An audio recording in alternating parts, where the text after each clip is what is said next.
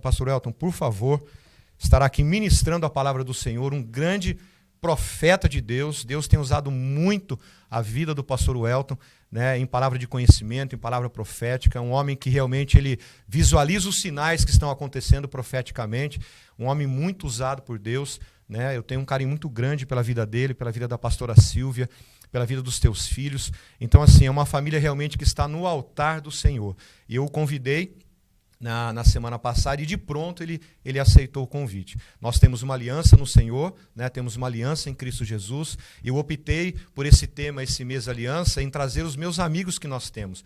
Porque, como o pastor Marcos disse esse mês, né? Falar de aliança é fácil, mas viver aliança é um pouco mais difícil. E eu tenho homens, né, que estão ao meu lado, ele também eu considero como um pastor na minha vida, que pastoreia a minha vida também, né? E nós temos essa aliança. Então, os meus amigos estão ministrando durante esse mês e nós temos sido muito abençoados. E o pastor Elton vai derramar aquilo que ele tem carregado dentro dele, que o Espírito tem dado ao seu coração. Então, se prepara, larga tudo aí, senta agora para ouvir a palavra do Senhor, porque ele tem muito para nos entregar através da vida do seu filho. Amém? Posso orar por você? Amém. Senhor Jesus, eu quero te agradecer e te louvar pela vida do pastor Elton. Muito obrigado pela vida da pastora Silvia, pela vida dos teus filhos, dos teus netos. Espírito Santo, abençoa a tua casa, a tua família, teu casamento, os teus negócios, o teu escritório, a tua empresa. Espírito Santo, nós queremos profetizar sobre ele também o nascimento deste novo propósito, Pai, para este ano. Sairemos, ó Pai, dessa situação pandêmica muito melhores do que nós entramos em Ti, mais íntimos com o Senhor, mais aliançados com o Senhor. E eu realmente tenho visto na vida do pastor Elton aquilo que o Senhor tem falado ao coração dele. Então, que ele possa derramar sobre nós aquilo que ele tem buscado no secreto diante do Senhor. Eu o abençoo, Pai. Usa o teu filho neste dia para a honra e glória do teu nome, em nome de Jesus. Amém. Fica à vontade, pastor. Louvado seja Deus, louvado seja Deus. Queridos, é muito bom estar de volta aqui com vocês. Infelizmente eu não posso olhar a todos, apenas pela câmera. Mas melhor ainda falar de um tema sobre aliança com um irmão que eu tenho aliança, que é o Rodrigão. E já falei isso em Campinas, volto a falar aqui. Se vocês falarem mal do Rodrigo para mim, o que eu posso dizer para vocês é o seguinte: olha, você tem razão, mas as qualidades dele superam em muito esses defeitos. Porque a aliança nos permite ser transparentes, a aliança nos permite nos expor. A aliança permite que nós possamos ser tratados dos nossos defeitos. E as qualidades se sobrepõem sobre os defeitos. E é interessante nessa pandemia, quando a gente fala de aliança, porque principalmente os casamentos, eles estão sendo muito provados na aliança. E aí você vai descobrir se a aliança é forte ou ela é fraca. E a gente tem que realmente fazer com que nós tenhamos uma aliança forte. Às vezes, quando você faz as juras de amor num casamento, a gente não tem a dimensão da necessidade de se aliançar como se deve. E aí a primeira prova já começa a não dar muito certo. Na verdade, a aliança é um pacto de sangue, é uma ação para o resto da vida, é um voto de vida ou morte. Então, quando a gente começa a entender todo esse processo, a gente, por temor a Deus, passa a ter uma aliança cada vez mais fortalecida e não uma aliança fraca que no primeiro confronto ela se rompe. Infelizmente, nós estamos vivendo esse tempo de pandemia e muitos casamentos têm sido rompidos. Não porque o casamento, a pandemia causa o rompimento, mas porque a aliança já era fraca e o relacionamento já não tinha muito fundamento. E agora ele se acirrando na transparência, ele acaba trazendo à luz coisas e muitos poucos não vão saber administrar isso e essas alianças acabam se rompendo.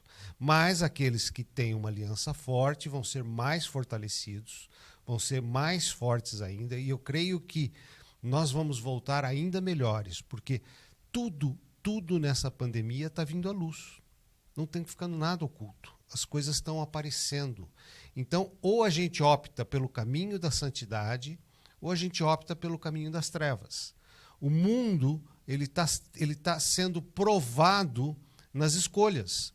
O morno está sendo vomitado. As pessoas estão tendo que tomar uma decisão de que caminho seguir. ou o caminho da luz ou o caminho das trevas. Não tem mais uma terceira opção. Não tem mais um meio caminho. Então, quando se faz uma aliança, quando se faz um voto, ele tem que ser um voto de vida ou morte, um voto de sangue. Antigamente se falava muito no fio do bigode. E um cara honrava a tua palavra até a morte, pelo fio do bigode. E nós estamos voltando a esse tempo. Porque a mentira tem perna curta, ela aparece. Tudo que você faz hoje é filmado, é fotografado, é visto, é exposto. Então o que eu queria falar para vocês é o seguinte: um dos fatores mais fortes da aliança é conexão, é comunhão. E o que a gente percebe nessa pandemia é que há um movimento contra isso. O próprio fato de não nos reunirmos, o próprio fato de nos separarmos, e o próprio fato desse negócio acontecer por mais de 3 meses, culturalmente se fala que depois de 3 meses exercendo uma prática, ela pode virar uma rotina. É interessante isso. Esses são alguns estudos. Infelizmente, eu já tentei caminhar 3 meses seguidos e não virou rotina até hoje. Mas existe essa possibilidade. A gente tem sentido isso em Campinas, a gente já voltou a fazer os cultos presenciais. Não é só o medo da pandemia, mas há uma comodidade, as pessoas estão relutantes em voltar a ter comunhão, as pessoas estão acomodadas nos seus ninhos, preferem assistir um culto de pijama, preferem buscar Coca-Cola na geladeira no meio do culto. Quer dizer, são práticas que, na verdade, é só um ensino, mas não tem a comunhão, não tem o relacionamento, não tem a conexão. E nós fomos criados para conexão. Desde o primeiro dia, Deus nos criou com um vazio interior que só se complementa com o relacionamento, só se complementa com a comunhão. Foi a primeira coisa que Adão teve, foi um relacionamento com Deus. E todo dia, na viração do dia, ele tinha um relacionamento com Deus. Depois veio uma adjutora para ele ter relacionamento. Nós somos seres criados para relacionamento. E só somos preenchidos nessa intimidade com Deus. Então não dá para tirar isso de nós, porque a presença de Deus em nós preenche o nosso interior, e o nosso interior só se realiza na relação com as pessoas. Por isso que os 2 mandamentos são básicos: amar a Deus e amar ao próximo. Não tem como o ser humano ser um ser pleno se ele não tiver essas 2 relações completas. E aí, essa questão da aliança, ela traz um lado extremamente saudável. Quando eu tenho aliança de casamento, eu tenho aliança com irmãos, eu tenho aliança com pessoas, eu tenho aliança com um time, eu tenho aliança com soldados de guerra, eu tenho aliança com uma parceria. Olha só o que a Bíblia fala em termos de algumas unidades. Para você ter unidade, você tem que ter aliança. Não tem como, por exemplo, ter unidade entre os pastores se não houver uma aliança entre os pastores. Porque na primeira divergência doutrinária, eles vão se espirrar. Agora, se eu tenho uma aliança, eu estou acima das dificuldades. Diz que um casamento se prova na prova, não nos juramentos, porque é na prova que você vê se a aliança é forte ou é fraca. E amizade, sociedade, tudo mais é feito nesses termos. Vamos abrir em Levíticos 23, 8 e 9. Fala assim: 5 de vós perseguirão a 100 deles, e 100 de vós perseguirão a 10.000. E os vossos inimigos cairão a espada diante de vós. E para vós olharei, e vos farei frutificar, e vos multiplicarei, e confirmarei a minha aliança convosco. Aqui Deus está prometendo que se vocês tiverem uma unidade de 5, vocês vão derrotar 100. Na matemática bíblica, é 1 para cada 20. Então, 5 pessoas unidas já tem uma força para derrotar 20 pessoas desunidas. 20 cada um. Ou seja, 5 derrota 100. É o que Deus prometeu aqui.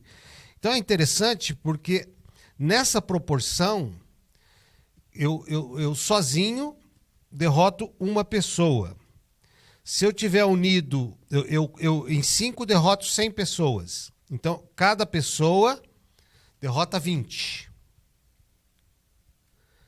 Se eu tiver 100 pessoas unidas, eu derroto 10.000.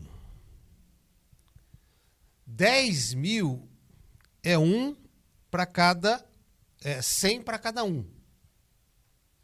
Então, o que acontece? Se eu em 5 derroto os 20, e eu em 100, individualmente, tá? Se eu em 5 derroto 20, eu em 100 derroto 100 cada um, significa que quanto maior a minha unidade, maior o meu grupo aliançado, maior as pessoas que eu tenho comigo, mais forte eu me torno. Nesse caso, 5 vezes mais forte. Então, aliançado com 5, eu derroto 100. Ou seja, eu sozinho derroto 20. Aliançado com 1.000, com 100, eu derroto 10.000. Ou seja, cada um sozinho derrota 100. Então, quanto mais aliançado, mais eu tenho força, mais eu tenho poder, mais eu tenho autoridade e mais eu tenho o domínio. Tá? Isso se repete na mesma proporção lá em Deuteronômio 32:30. Ele fala assim: como poderia ser que um só perseguisse 1.000 e 2 fizessem fugir 10.000? Sozinho eu conseguiria perseguir 1.000. Mas se eu tivesse em 2, eu perseguiria 10.000. Gente, eu sei que muita gente não gosta de matemática, mas proporcionalmente, se eu estiver unido ou aliançado com alguém, eu vou ter uma força contra 5 vezes mais o que eu faria sozinho. Na mesma proporção lá de Levíticos. O que Deus quer dizer com isso?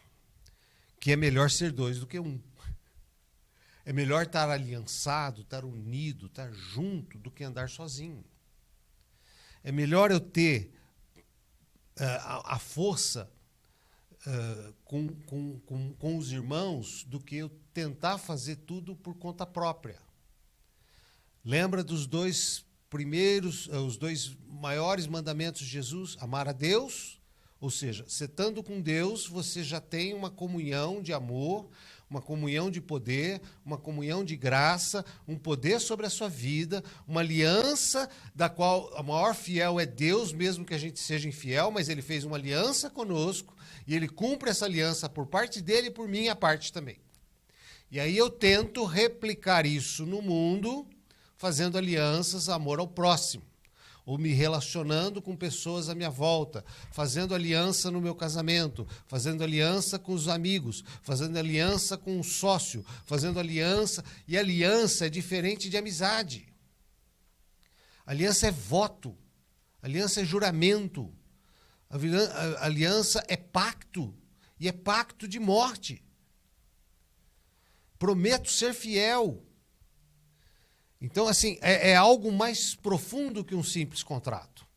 Às vezes os casais vêm fazer curso de noivos com a gente, e aí eu pergunto para eles: escuta, vocês têm certeza que vocês querem casar na igreja? Não é melhor casar só no cartório e não casar na igreja? Aí falo, mas por que, pastor? Não, porque o cartório é um contrato. Inclusive tem cláusula de separação. Na igreja não. Na igreja é um pacto de sangue. E só é rompido com a morte. Então, vocês têm que pensar bem se querem casar na igreja. Porque casar na igreja é para toda a vida. Não existe a possibilidade do rompimento. É um pacto, é uma aliança, é uma coisa muito forte diante do Deus Altíssimo. Diante de uma justiça divina. Então, assim, não é um simples contrato com cláusulas, com rescisões, não, é uma aliança de vida. Então é muito importante entender que é diferente uma aliança de um contrato. Uma aliança é um pacto. É a ideia de fidelidade até a morte. É a ideia de unidade até o fim. Os filmes americanos reportam muito isso nos espiões, né? Os espiões são torturados e não confessam. Porque eles têm um pacto, eles têm uma aliança. É mais ou menos isso. Os reis antigos, quando eles faziam alianças, eles entregavam ao outro rei um filho. E aquele rei entregava para este rei um filho para ser cuidado pelo outro rei. E se um deles rompesse a aliança, podia matar o filho. Era uma aliança de sangue, era um pacto. Então a gente tem que entender muito bem isso, para que a gente saiba que a aliança não é uma coisa ruim, a aliança é uma coisa muito boa, porque ela nos dá muita força, ela nos multiplica a nossa capacidade, ela nos dá muito mais poder, ela nos dá muito mais domínio sobre as circunstâncias e sobre os fatos. Você não se encontra só. A Bíblia fala do companheiro de jugo. O jugo é uma anca, é uma madeira que você põe 2 bois para arar a terra. Porque o arado, às vezes, é muito duro ou a terra é muito torrão. E para puxar aquele arado, quando você põe 2 bois, ele fica mais suave. Ele fica mais leve. Um boi sozinho, às vezes, nem consegue puxar. Mas o que acontece quando você põe um jugo? Normalmente, na prática, você põe um boi maior, mais forte, e um boi menor aprendiz, vamos dizer assim. E o problema do boi no jugo é que eles têm que estar na mesma toada, na mesma passada. Porque se um for mais rápido e o outro for mais devagar, eles vão se machucar. Porque o jugo é aquela madeira que está sobre os dois. Então, se eles não andarem na mesma toada, eles acabam se machucando um ao outro. E o mais forte, ele acaba sendo maior, então ele carrega o maior peso. E o menor, ele acaba tendo um peso menor, e a única tarefa do menor é conseguir dar as passadas na mesma toada do maior. Ele acaba sendo uma força menor, mas uma força que está aprendendo a caminhar junto com o maior. Então, quando a gente fala de jugo, a gente fala de companheirismo, a gente fala de relacionamento, a gente fala de unidade. Lógico que a nossa vida, quando a Bíblia fala, porque meu fardo é leve e suave, o nosso primeiro relacionamento vem com Jesus. Jesus é aquele maior que está carregando a maior carga, da qual nós temos que aprender a andar juntos. Nós temos que aprender a dar o mesmo passo na mesma direção. Não adianta a gente querer se desviar para a direita ou para a esquerda, que nós vamos nos machucar e vamos machucar Jesus também. Então, assim, o primeiro companheiro de jugo nosso é o próprio Jesus. E é ele que carrega a maior carga. Mas nós temos pessoas na nossa vida que também são companheiros de vida, companheiros de jugo. Pessoas que são aliançadas. Eu lembro que na igreja, pessoas como eu, às vezes, não têm uma facilidade de amizades. Então, às vezes, a gente começa ou por timidez, ou por dificuldade, ou por temperamento, ter poucas amizades. E aí eu lembro que eu chegava para alguns irmãos e falava assim, o que você faz às 7 da manhã da terça-feira? Eu tomo café. Que hora você sai? Eu saio 8 e pouco. Falei, então tá bom, eu vou na sua casa tomar um café com você às 7 da manhã. E fui criando alguns companheiros de jugo, pessoas da qual eu ia toda semana tomar um café e a gente conversava e orava e dividia as nossas alegrias, as nossas tristezas. E eu comecei a criar alguns vínculos e algumas amizades de pessoas da qual eu chamo de companheiros de jugo. Isso foi muito importante. Isso foi muito importante. Inclusive, pastores até. E aí, por quê? Porque a vida da gente é cheia de surpresas, a gente tem alegrias e dores, a gente tem tribulações, a gente tem situações da que a gente não sabe fazer. Eu passei 6 anos viúvo, sozinho, cuidando de 4 filhos. E esses companheiros, às vezes, eram os meus mentores, eram pessoas da qual eu pedia orientação. Mas, apesar dos companheiros de jugo, eu também tinha os mentores, que também é uma outra aliança. O mentor são pessoas da qual você tem reverência, você tem referência e você se submete à autoridade deles. São pessoas perfeitas? Não, tem defeitos. São pessoas que vão errar? Sim, vão errar. Mas a gente pede a direção de Deus, Deus nos dá uma direção e fala assim, esse cara vai ser o seu pastor, esse cara vai ser o seu mentor, esse cara vai ser o seu coach, esse cara vai ser aquele que vai te orientar. O que é interessante de você ter pessoas que têm autoridade sobre você? E olha, isso assim é quase que fundamental na vida cristã ou na vida normal de qualquer um. Quem não tem autoridade sobre a sua vida está perdido, porque se acha o próprio Deus e faz o que quer. Por exemplo, se a minha mulher quiser reclamar de mim, ela vai buscar aquele que tem autoridade sobre mim. Hoje, o Bispo Kelson. Então, assim, ela vai ter com quem reclamar, a quem recorrer. E se o Bispo Kelson vier puxar minha orelha, eu vou abaixar Cristo e vou obedecer. Porque quem tem juízo obedece. Quem tem temor a Deus sabe que esta hierarquia é de Deus. Eu mesmo, para vir aqui, para gravar essa ministração, antes de eu vir, eu consultei o Kelson para saber se eu podia vir, se ele precisava de mim e se ele me autorizava para vir. Quando ele fala, vai em paz, eu sei que eu estou vindo com o guarda-chuva da proteção divina, porque eu fui abençoado para fazer isso. Se ele falar, não, não vai, e eu vim, mesmo que ele não queira, eu estou exposto a uma legalidade da qual eu posso ser retalhado. Então, no mundo espiritual, eu sei que existe todos os fatores. Ah, mas o Kelson não tem defeito? Tem, claro que tem, como eu tenho, como todos nós temos. Mas o propósito de Deus nos criou para a relação humana, para amar ao próximo, para nos submetermos a autoridades, para termos mentores, para termos alianças, para termos prestadores de conta. A vida precisa de ser prestado conta.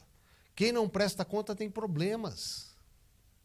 Você tem que ter pessoas que têm que ter autoridade. Se eu não sei administrar minha vida financeiramente, se eu estou sempre endividado, eu tenho que chegar uma hora, me render, abrir as minhas finanças, expor as minhas deficiências e me submeter a alguém que vai falar, não, isso você não vai comprar, isso você não vai fazer, isso você não vai gastar. Isso.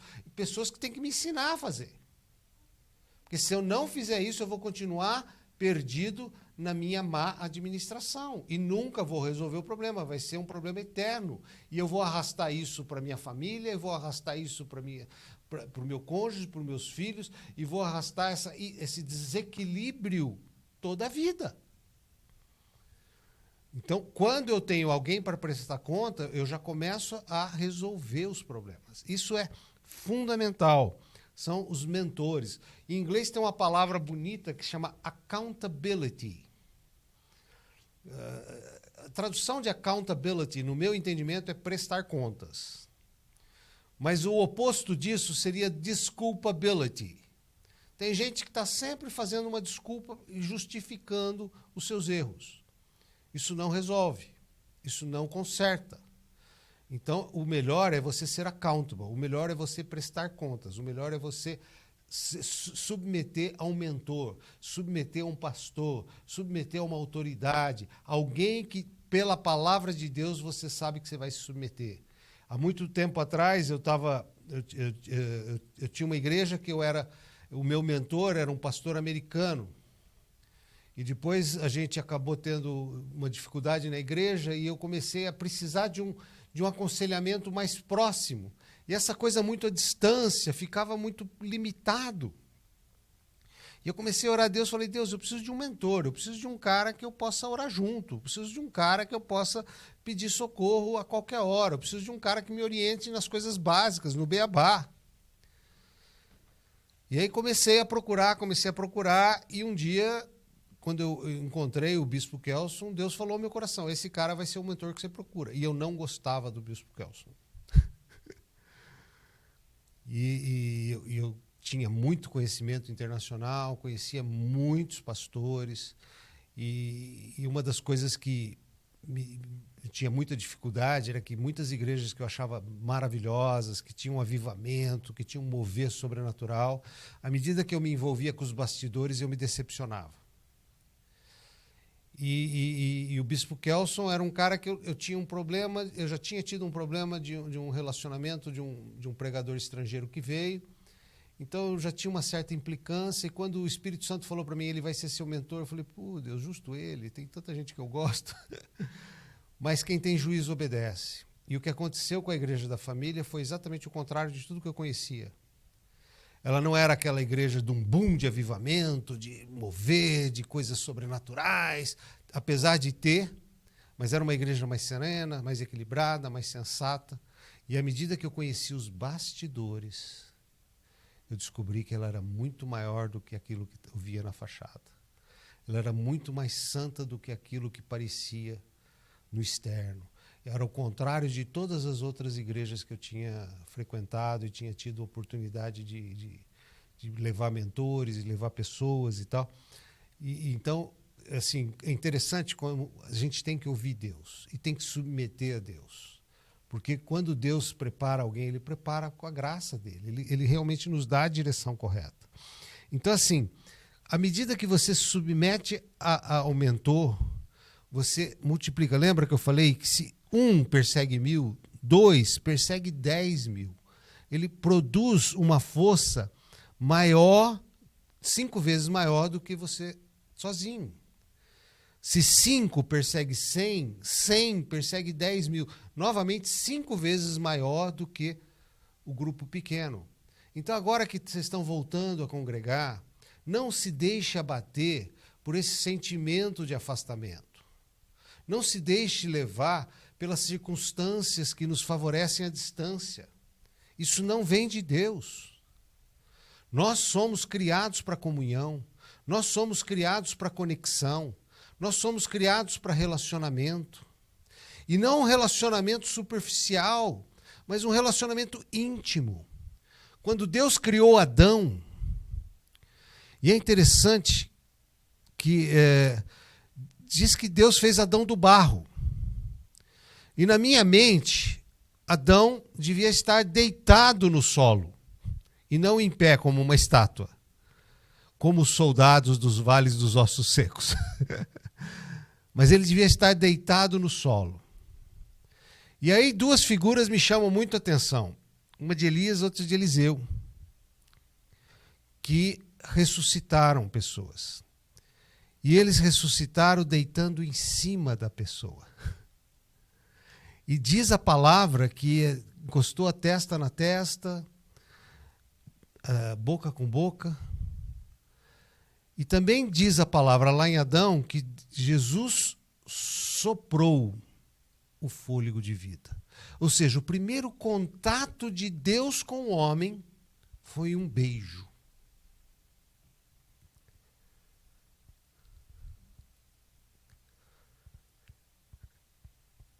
O ósculo santo, fôlego de vida.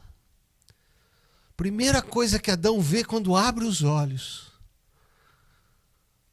o Criador. Deus nos criou para relacionamento, para conexão, para intimidade. É interessante que quando você lê lá em Elias, ele deitou sobre o garoto que estava morto e encostou e tal, e o garoto acordou. Mas o fôlego de vida voltou na conexão, no relacionamento, no amor, no ósculo santo. Provavelmente no dia 13 vocês já não vão estar dando beijinhos. E não façam isso ainda. Vai chegar o dia que a gente vai voltar. Outro dia eu fui visitar uma cliente aí para fazer uma reforma.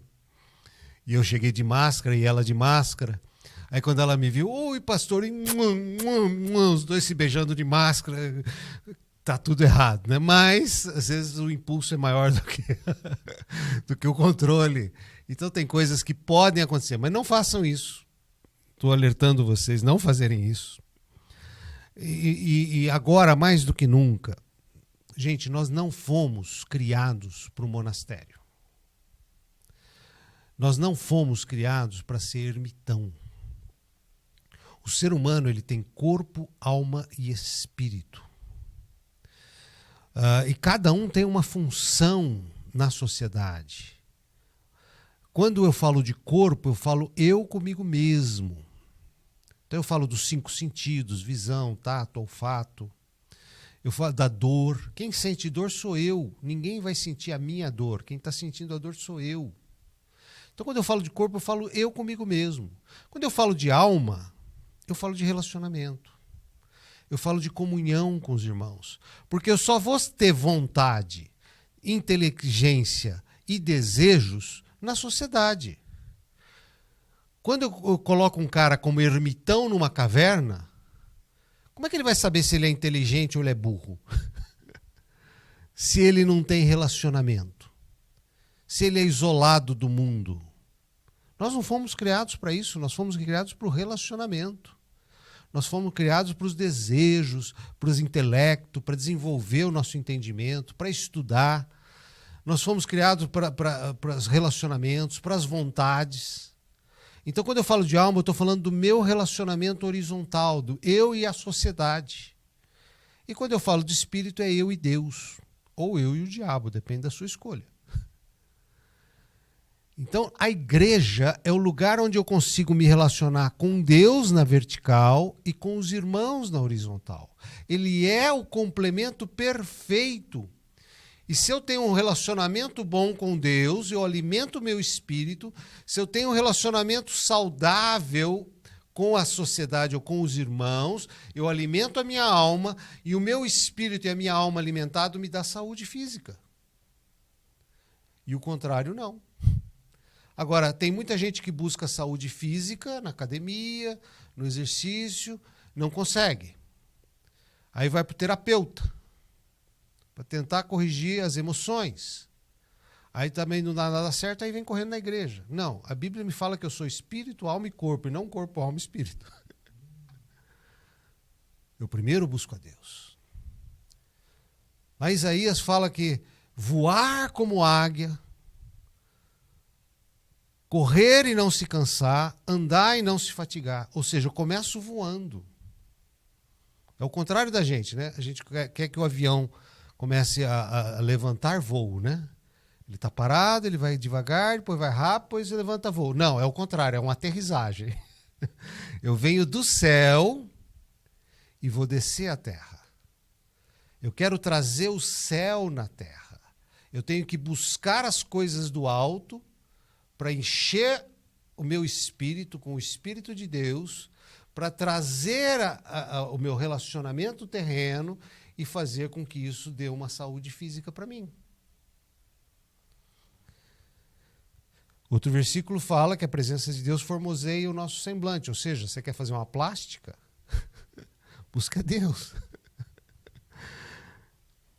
E é impressionante como muda toda a nossa relação. Então, assim, gente, o mais importante da aliança é o relacionamento. E quando eu falo de relacionamento, é abrir o coração. Sabe, confessar pecados, inclusive. Por que se você falar mal do Rodrigo, eu vou dizer para você que você tem razão? Porque eu conheço os defeitos dele. Nós não vivemos de fachada. Nós não vivemos disfarçando o que somos. Nós não vivemos em situações complicadas. Nós, na verdade, temos situações complicadas, mas nós nos aconselhamos. Nós trocamos as nossas lutas. Porque o pior problema nosso de fracasso é quando a gente quer deixar a nossa falha oculta. A gente quer esconder os nossos defeitos. A gente quer guardar para nós e que ninguém saiba. O diabo ama isso. Se tem uma coisa que ele ama, é aquela coisa que você esconde de todo mundo.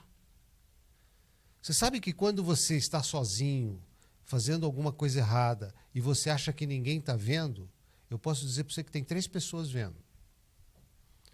É você, Deus e o diabo. Mas só um deles vai te atormentar. E vai te atormentar o tempo todo. E depois você acha que ninguém está vendo. Ou você não ouve vozes. Acho que isso acontece comigo em Campinas. Então, assim, essa luta... Aí quando você pega um companheiro de julgo ou um mentor e expõe a sua falha, Digo para você pegar alguém da qual você tem aliança. Porque alguém da qual você tem aliança é um pacto de sangue, tem temor a Deus, não vai te expor, não vai contar para ninguém, não vai sair falando, não vai transformar isso num caos. Ao contrário, vai receber a informação, vai se compadecer de você e a sua luta, que antes era sozinha, vai deixar de ser sozinha e essa pessoa vai ser alguém que vai estar ao seu lado lutando com você. Essa é uma pessoa que tem aliança contigo. Eu lembro uma vez que eu vi um pastor pregando num culto, um profeta de Deus, e ele expôs um irmão publicamente, ele chamou o irmão na frente e falou assim: na terceira gaveta da segunda porta do armário do seu quarto tem revista pornográfica. Gente, eu olhei aquilo, honestamente, era uma revelação sobrenatural. Quem sabia daquilo? O cara, Deus e o diabo. Mas Deus não ia expor esse irmão. Deus não iria trazer a público uma vergonha. Esse cara nunca seria mentor de ninguém. Agora, um outro que chegasse perto desse irmão, falou: irmão, estava orando por você, assim, bem do ladinho, quietinho. Deus me deu uma visão, assim, assim, assim. É verdade, irmão? E aí, se ele fala assim, é verdade. Então vamos lá, vamos orar. Eu estou do seu lado e essa luta não é mais sua, essa luta agora é nossa. Olha a diferença. Esses são os companheiros de julgo. Essas são as pessoas da qual você tem que se aliançar. É esse tipo de relacionamento que eu quero para a minha vida. E é gostoso hoje estar em igreja que tem esse valor de aliança, porque nós não estamos ali simplesmente porque o cara é um baita profeta de Deus e eu quero receber uma profecia toda semana. Não, estou ali porque eu tenho um relacionamento, eu tenho um comprometimento, eu tenho cumplicidade. Meu casamento é feito de cumplicidade. O amor cresce não pela relação sexual, o amor cresce pela cumplicidade de um casamento. A aliança se fortifica na cumplicidade. Não tem segredo, não tem senha para celular, não tem nada oculto. Aliás, na vida hoje não existe nada oculto, a vida é um Big Brother. As pessoas que estão se separando porque a aliança é fraca, ela já era fraca antes, só estava oculta. Porque agora está vindo tudo à luz. E as alianças fortes estão ficando mais fortes, porque não tem nada a esconder.